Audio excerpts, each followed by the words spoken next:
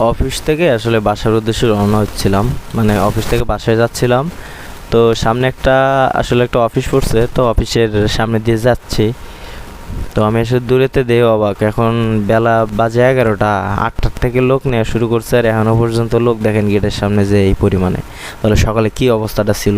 আর গার্মেন্টসে চাকরি তো ভাই এমন সহজে হয় না, যাদের মনে করেন যে মামা খালু আছে তাদের ছাড়া হয় না ভাই, এমন খুব করুণ অবস্থা, ভীষণ খারাপ অবস্থা।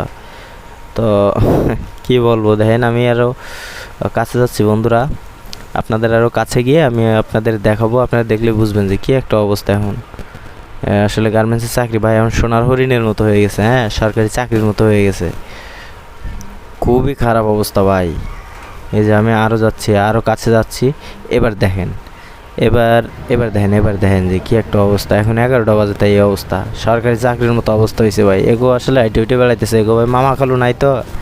এর আগের একটা ভিডিওতে আপনারা দেখছেন বলছি, এ মামা খালু নাই, দেন কি একটা অবস্থা বা